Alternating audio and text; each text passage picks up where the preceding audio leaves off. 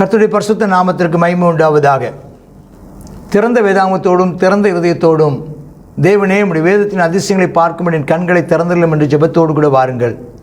தினம் ஒரு அதிகாரம், தின தியானம். கர்த்தர் உங்களை ஆசீர்வதிப்பாராக. ஆமேன்.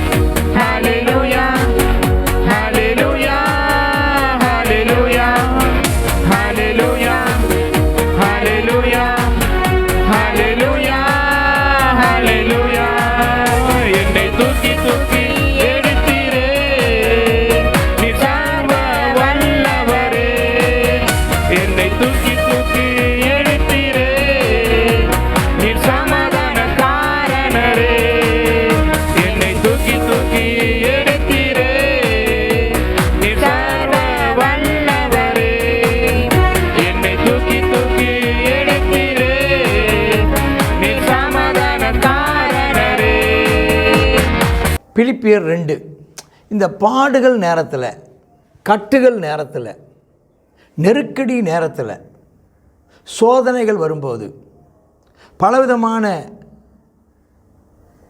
சோதனைகள், பாடுகள், உபத்திரவங்கள், கிறிஸ்துவின் நிமித்தம், சுவிசேஷத்தின் நிமித்தம், ஆமென், திருச்சபையின் ஐக்கியத்தில் நாம் இருப்பதின் நிமித்தம் வருமானா நீங்கள் என்ன செய்யணுமா? கிறிஸ்துவுக்குள் எந்த ஒரு ஆறுதலும், அன்பினாலே எந்த ஒரு தேர்தலும், ஆவின் எந்த ஒரு ஐக்கியமும், எந்த ஒரு உருக்கமும் பரிவும் உண்டானால், ஸ்தோத்திரம்.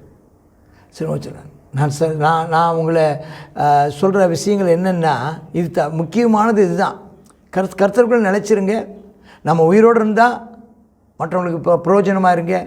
மரித்து போனால் கிறிஸ்துவனிடத்தில் சந்தோஷமாக இருங்க, இருப்போங்கிற நம்பிக்கையோடு இருங்க. அதனால் இதுதான் நம்ம ஆற்ற வேண்டிய விஷயம், இதுதான் நம்ம தேற்றக்கூடிய காரியம், இதுதான் நம்ம ஐக்கியத்தில் நம்மளை கட்டி எழுப்புகின்ற ஒன்று. இதுதான் தேவனுடைய கருணையும் இரக்கமும். இப்படி இருப்பதுனால நீங்கள் என்ன செய்யணும்? ஒரே சிந்தை.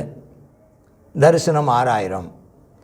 தரிசனம் ரட்சிக்கப்படாதவங்க இந்த பூமியில் தேவனுடைய ராஜ்யம் வரும்படிக்கு,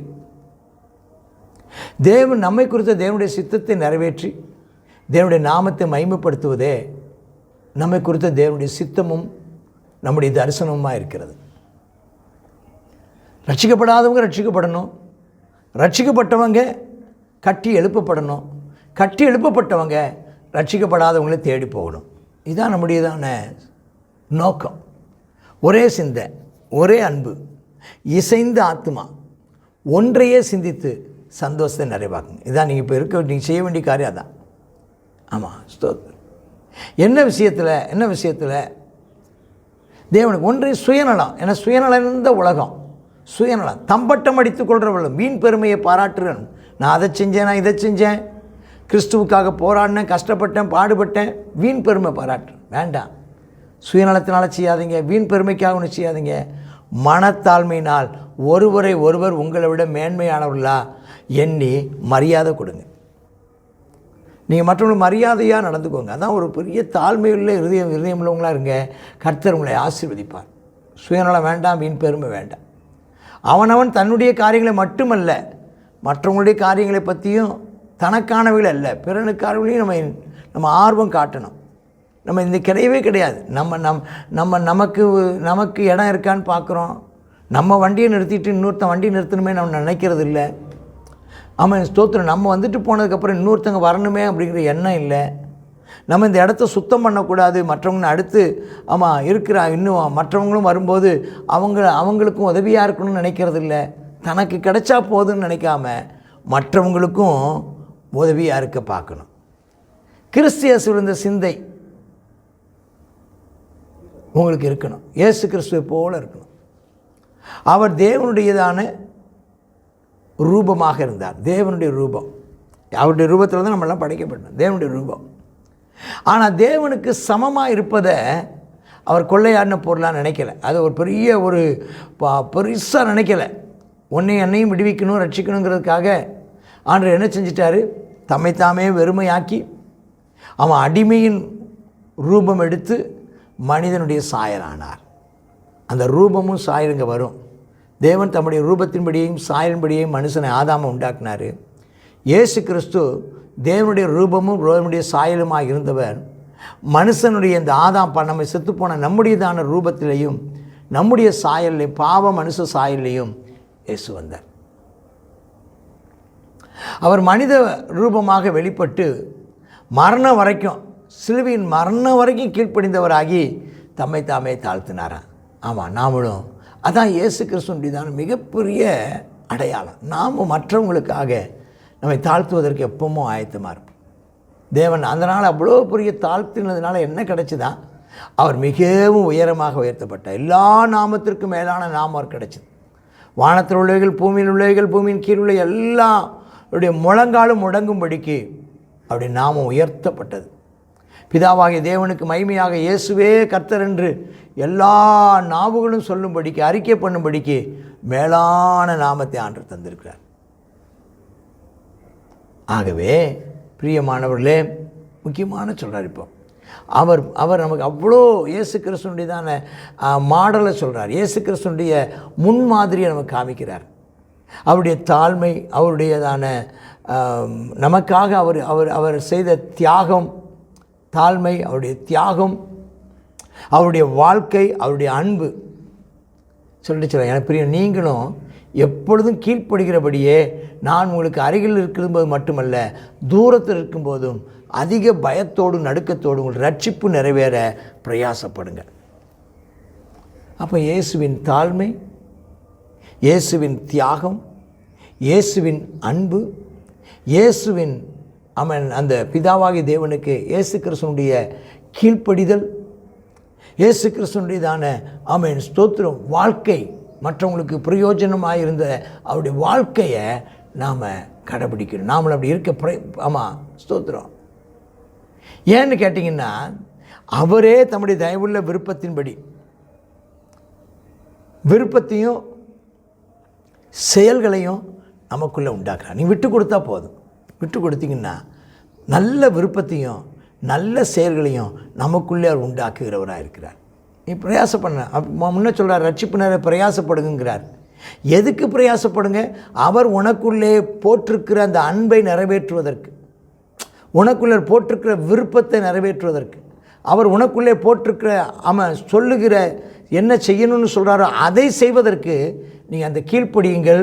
நீங்கள் கீழ்ப்படியாமல் போனீங்கன்னா ஸ்தோத்திரம் பெரிய ஒரு இழப்பு உங்களுக்கு வந்துடும் சொல்லிட்டு சொல்கிறார். நான் வீணாக ஓடினதும் வீணாக பிரயாசப்பட்டதும் இல்லைங்கிற மகிழ்ச்சி கிறிஸ்துவின் நாளில் உண்டாயிருப்பதற்காக ஜீவ வசனத்தை பிடித்துட்டு உலகத்தில் ஒரு ஒளி விளக்கா, நட்சத்திரங்களா, சுடர்களாக பிரகாசிக்கிற நீங்கள் இந்த கோணலும் மாறுபாடுமான இந்த சந்ததி நடுவில் குற்றம் இல்லாதவங்களாக இருங்க, கபடு இல்லாதவங்களாக இருங்க, தேவனுடையதான மாசற்ற ஸ்தோத்திரம் பாவம் இல்லாத மக்களாக இருக்க கர்த்தர் கிருபை உனக்கு தருவாராக.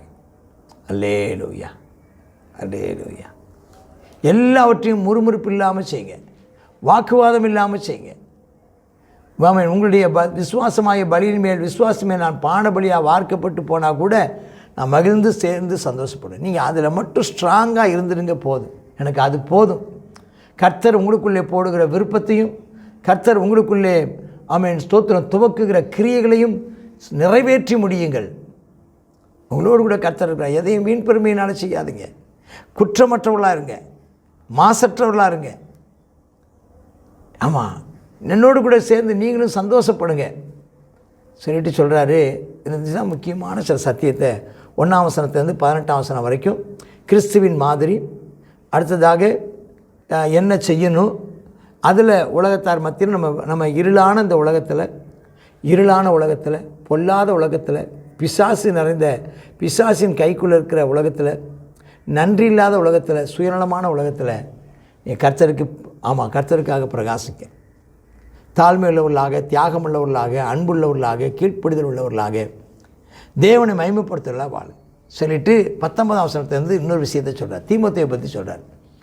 நானும் உங்களுடைய செய்திகளை தெரிந்து மன ஆறுதல் அடைவதற்காக சீக்கிரமாக தீமோத்தேயை உங்களிடத்தில் அனுப்பலாம் என்று கர்த்தராகிய இயேசுவுக்குள் நம்பியிருக்கிறேன். இந்த கடிதத்தை எழுதி அவர்கிட்ட தான் கொடுத்து விடுறதா இருக்கிறார். ஆகவே உங்களுடைய காரியங்களை உண்மையாக கவனிப்பதற்கு என்னை போல மனதுள்ளவன் அவனை தவிர வேறு யாரும் இடத்துல இல்லை. எத்தனையோ பேர் அவனுக்கு இருந்தாலும், எத்தனையோ உதவியாளர்கள் இருந்தாலும் சிலரை அனுப்பி வைக்க விரும்பலை. தான் கூட லூக்கா அவர் கூடயே இருக்கணும். அவர் கொஞ்சம் பலவீனமாக இருக்கிறதுனால, அவர் ஒரு மருத்துவராக இருக்கிறனால கூடயே இருக்கணும்னு வச்சுக்கிட்டார். எத்தனையோ கூட உடனுடைய இருந்தாலும் தீமோத்தேயுவை ரொம்ப நேசித்தார். தீமோத்தேயுக்கும் பவுல் அப்போஸ்தலனுக்கும் இந்த தகப்பன் மகன் என்ற உறவு. தீமோத்தேயுவும் பவுலை போலவே அப்படியே நடந்துக்குவார்.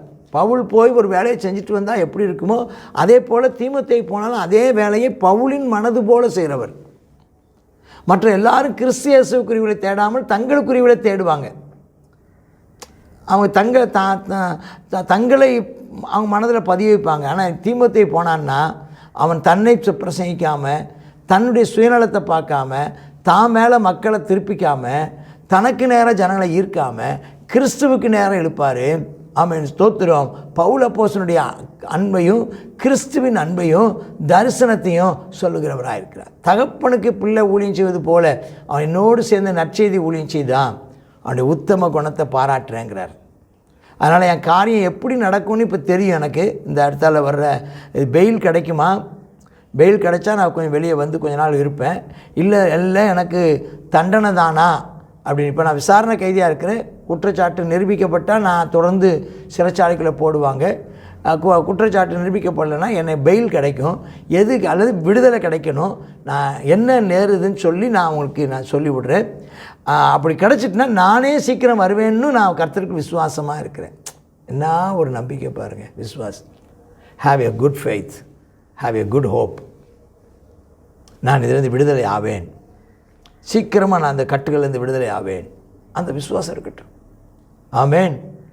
மேலும் என் சகோதரனும் உடன் வேலைக்காரனும் கிறிஸ்துவின் சேனாதிபதியுமாக இருக்கிற உங்களுடைய தூதுவனாகவும் என்னுடைய குறைவில் உதவி செய்ததுமான எப்ராத்தீத்துவை உன்னை அனுப்பலாம்னு நினச்சேன். எப்ராத்தீத்துவும் கூட அனுப்பலான்ட்டு இருக்கேன். தீமோத்தேயு வருவார்.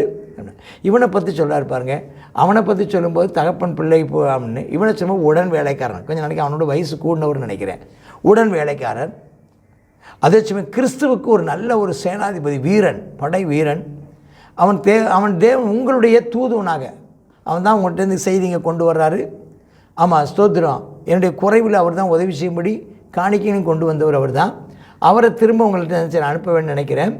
அவன் உங்கள் எல்லார்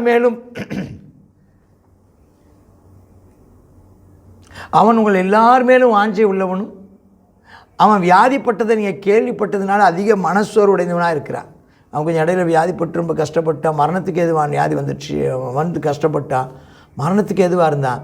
அவனுக்கு என்ன, அவன் கஷ்டப்பட்டது கூட அவனுக்கு வருத்தம் இல்லை, நம்மளால் மற்றவங்கள்லாம் வருத்தப்படுறாங்களேன்னு வருத்தப்பட்டுருக்கிறான் பாருங்கள். அப்படிப்பட்டதான ஒரு ஆள். ஸ்தோத்திரம். ஆமாம், நீங்கள் கேள்விப்பட்டதுனால அவன் வருத்தப்பட்டான். வியாதிப்பட்டு மரணத்துக்கு ரொம்ப பக்கமாக இருந்தான். உண்மைதான், தேவன் அவனுக்கு இறங்கினார். எனக்கும் துக்கத்தின் மேலே துக்கம் வராதபடிக்கு எனக்கும் இறங்கினார். அவன் போயிட்டாருன்னா கை ஒடிஞ்ச மாதிரி இருந்திருக்கும். ஏற்கனவே கைதியாக இருக்கிறேன்.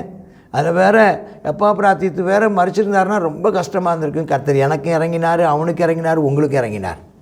ஆகவே நீங்கள் அவனை மீண்டும் பார்த்து சந்தோஷப்படவும் என் துக்கம் குறையவும் அவனை சீக்கிரமாக அனுப்பினேன். இப்போ அனுப்பி முடிச்சிருக்கார். ஆனபடியாக நீங்கள் கர்த்தருக்குள் அதிகமான சந்தோஷத்தோடு அவனை ஏற்றுக்கொண்டு இப்படிப்பட்டவர்களை கனம் பண்ணுங்கள். இந்த சந்தோஷங்கிற வார்த்தையை நிறைய பயன்படுத்துகிறார்.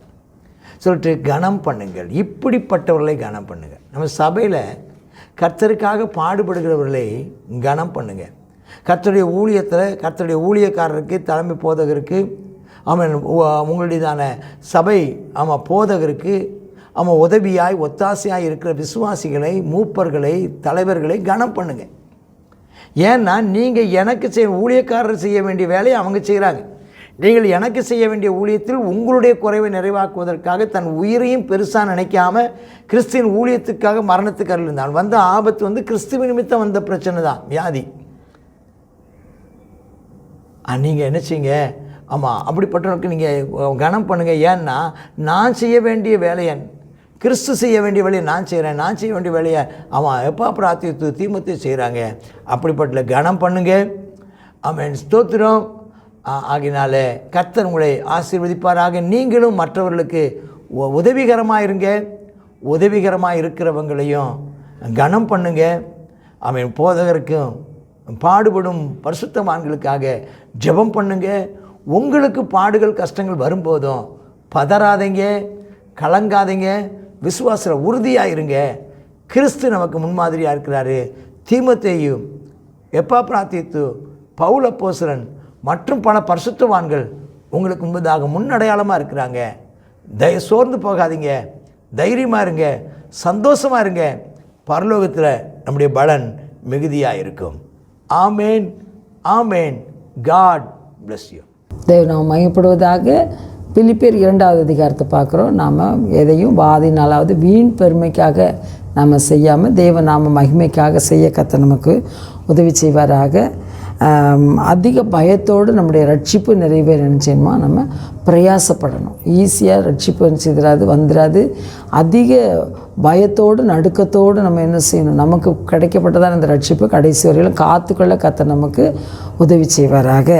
அடுத்ததாக நம்ம வீணாக ஓடினதும் பிரயாசப்பட்டதும் இல்லை அப்படின்றதான அந்த சந்தோஷம், அந்த நிச்சயம் கிறிஸ்துவின் நாளில் உண்டாவதற்கு நம்ம என்ன செய்யணுமோ, நமக்கு கொடுக்கப்பட்டதான அந்த ஜீவ வசனத்தை நம்ம என்ன செய்யணும், பிடித்து கொண்டு சுடர்களைப் போல பிரகாசிக்கிறதான நாம் இந்த பொல்லாத சந்ததி நடுவில், கோணலும் மாறுபாடுமான நடுவில் நம்ம என்ன செய்யணுமா, குற்றமற்றவர்களும் மாசற்றவர்களுமாய் இருக்கத்தக்கதாக நம்ம என்ன செய்யணுமா, எதையும் நம்ம முறுமுறுப்பு இல்லாமலும் தர்க்கிப்பில்லாமலும் நம்ம செய்ய கர்த்தர் நமக்கு அனுக்கிரகம் செய்தருள்வாராக.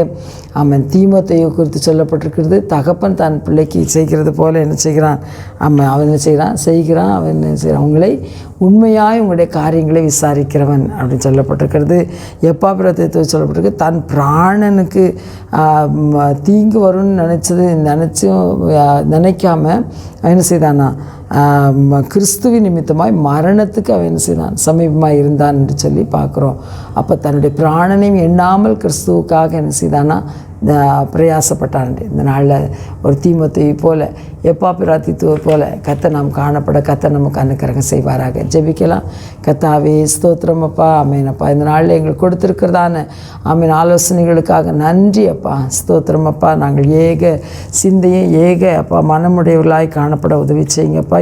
இந்த ஆத்துமாக்களாய் ஒன்றையே சிந்திக்க நாங்கள் கர்த்தாவே அப்பா எல்லாரும் ஒரே மனமாய் செயல்பட்டு அப்பா நீர் இந்த சபையின் நோக்கத்தை நிறைவேற்றுவதற்கு எதுவாக நாங்கள் செயல்பட எங்களுக்கு கிருபை தாரும் கர்த்தாவே. நாங்கள் எதையாவது எங்களுக்கு பெருமை உண்டாக நாங்கள் செய்கிறதில்லப்பா, மனத்தாழ்மையாய் கர்த்தாவே நாங்கள் காணப்பட ஒவ்வொருவரையும் எங்களில் மேன்மையுள்ளவர்களாக என்ன எங்களுக்கு கிருபை தாங்கப்பா. அதிக பயத்தோடு நடுக்கத்தோடும் ஆமேன் அப்பா எங்களுடைய ரட்சிப்பு நிறைவேற நாங்கள் பிரயாசப்பட அனுக்கிறோங்க செய்யுங்க கர்த்தாவே. நாங்கள் ஓடினதும் அப்பா நாங்கள் பிரயாசப்பட்டது வீணாகாதபடிக்கு தகப்பனே ஆமேன் அப்பா நீர் எங்களுக்கு கொடுத்திருக்கிறதான அந்த வாக்குத்தத்த வசனங்களாகி அந்த ஜீவ வசனத்தை பிடித்து கொண்டு அப்பா நாங்கள் சுடர்களைப் போல பிரகாசித்து கர்த்தாவே அப்பா அந்த கோணலும் மாறுபாடுமான சந்ததி நடுவில் குற்றமற்றவர்களும் மாசற்றவர்களுமாய் இருப்பதற்கு கத்தாவே எதையும் நாங்கள் முறுமுறுப்பு இல்லாமலும் தர்க்கிப்பில்லாமலும் செய்ய எங்களுக்கு அனுக்கிரகம் செய்வனுமாய் ஜெபிக்கிறோம். கத்தாவே ஸ்தோத்திரம் அப்பா. ஆமேனப்பா. அது மட்டுமல்லாமல் கத்தாவே தீமோத்தேயு போல மற்றவர்களுக்காய் கத்தாவே ஆமேனப்பா ஸ்தோத்திரம் மற்றவர்களின் நலன் மேல் அக்கறையுடலாய் காணப்படுவது வச்சிங்கப்பா. எப்பா பிரார்த்தித்து கத்தாவே தன்னுடைய பிராணனை எண்ணாமல் மரணத்துக்கு அப்பா ஆமேனப்பா ஸ்தோத்திர சமீபமானது போல தேவனே நாங்களும் கத்தாவே அப்பா எங்களுடைய ஆமேனப்பா ஸ்தோத்திர ஆண்டவரே இந்த உலகத்துக்காக நாங்கள் கத்தாவே பாடுபடாமல் நித்திய ஜீவனுக்கு ஏதுவான பாடுகளை நாங்கள் சகிக்க எங்களுக்கு கிருபை தாரும். இயேசுவின் நாமத்தில் ஜெபிக்கிறோம். ஜெபம் கேளும் ஜீவனுள்ள எங்கள் நல்ல பிதாவே. ஆமேன். ஆமேன்.